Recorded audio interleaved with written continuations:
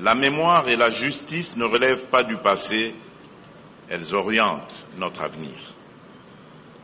Résolu à faire triompher la vérité, j'ai engagé notre nation dans un plaidoyer de haut niveau pour la reconnaissance internationale du Génocoste.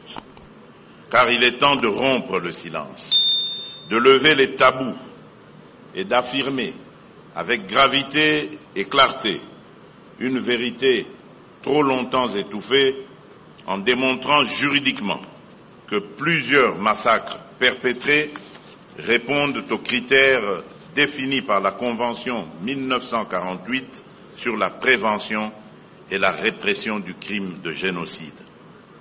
En tant que garant de la nation, j'assume pleinement cette responsabilité. Il ne s'agit ni de chercher un statut victimaire, ni de quémander une reconnaissance. Il s'agit de rétablir une vérité historique occultée et d'exiger justice au nom de notre dignité. Et je le dis avec force, quel que soit le temps que cela prendra, nous n'abandonnerons jamais ce combat.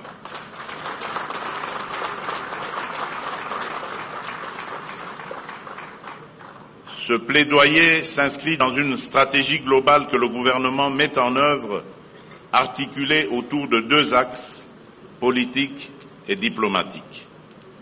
D'un point de vue politique, j'appelle solennellement les deux chambres du Parlement à examiner dans les meilleurs délais l'adoption d'une résolution officielle proclamant au nom de la nation la reconnaissance des génocides commis sur notre sol.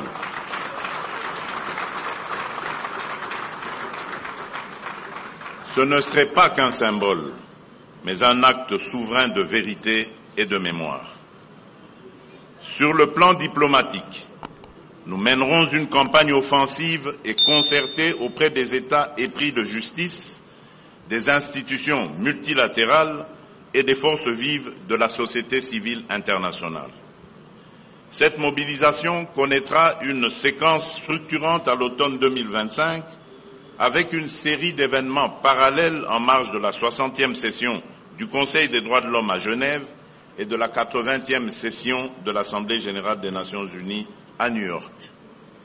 J'ai en outre instruit le gouvernement de mener un dialogue diplomatique ciblé avec les représentations étrangères accréditées à Kinshasa afin de les sensibiliser aux enjeux de ce combat et de faire d'elles des relais actifs de notre message auprès de leur capitale. Mesdames et messieurs, distingués invités, mes très chers compatriotes, le combat que nous menons est celui de la vérité, de la dignité et de l'espoir.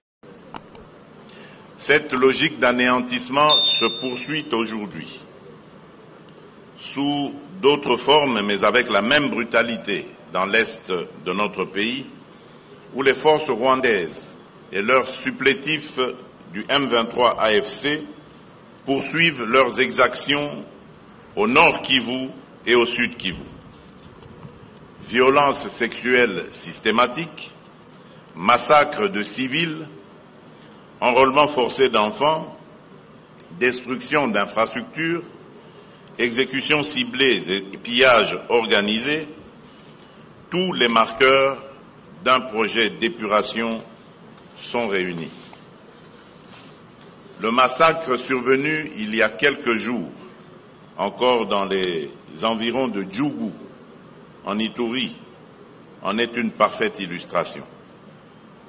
Selon les Nations unies, plusieurs dizaines de paysans ont été froidement assassinés alors qu'ils cultivaient leurs champs.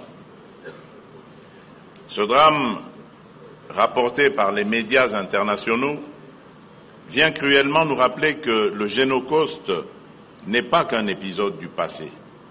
Il continue de se perpétuer dans le silence et l'indifférence. Il menace à chaque instant les efforts de paix que nous avons engagés avec détermination. Il met en péril l'élan historique impulsé par l'accord de Washington, conclu sous l'égide du président Donald Trump, pour mettre un terme à près de 3 décennies de violence à l'est de notre pays.